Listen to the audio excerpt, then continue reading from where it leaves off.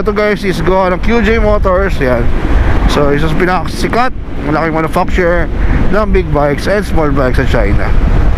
Kaya pag sinabi QJ, quality yan, di ba? So kung naparoon nyo yung mga videos natin about sa QJ Motor Fortress 400, feeling ko ito yun eh. Ito yung baby brother niya. Ito yung 150cc ano niya, model niya, no? Kasi kahawig na kahawig yung labas eh. Hindi lang automatic yung ano, yung mirror, fixed to eh. Pero TFT display, ang ganda. Para siyang PCX. Kung pag dinrive mo siya, ayan, mababa lang siya, para siyang PCX. Kasi NMAX medyo mataas, diba? Dito yan. Ito PCX yung datingan niya. Sa naked handlebar din at naka-chrome. Then keyless na rin siya. At may marami siyang modes dito. May TCS, traction control, diba? Lupet. Then kaya ito guys, 150cc, 4 valves, ABS, harap likod. Ano kasarap yan.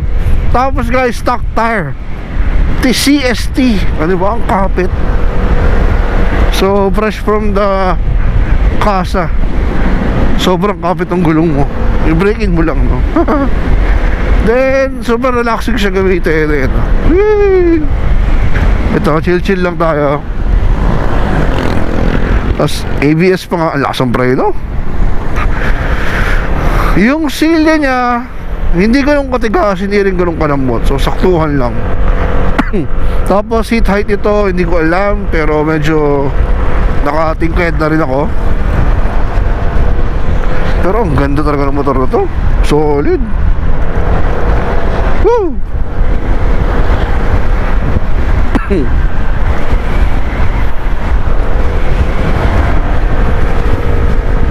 You know?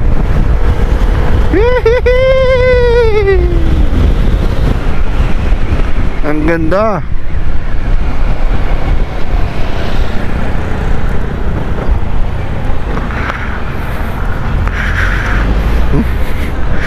Balik na tayo. Mahirap na. Ayan, diba?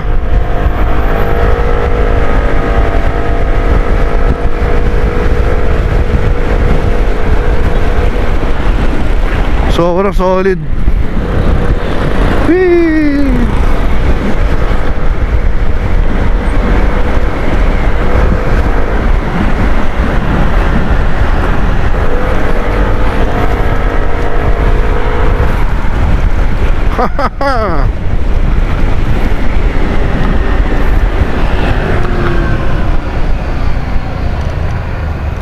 Napaka-nimble pag gamitin ng motor na to.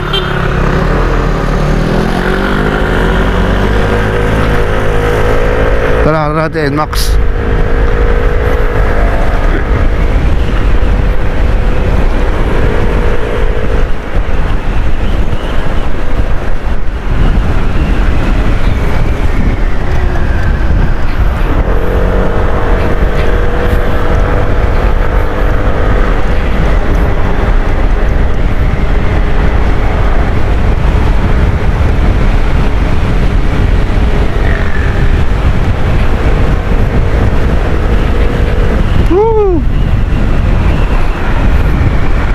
Ang bilis.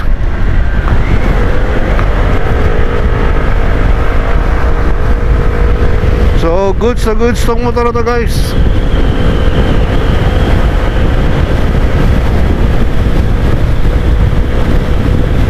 Oh, bilis.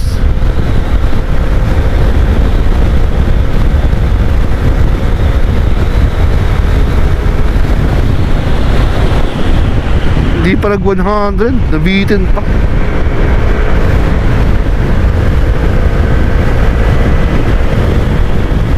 Pero kung sa power lang naman, eh hindi ka na lugi sa power niya, diba? So parang goods na siya. Wala, ilang masabi ko,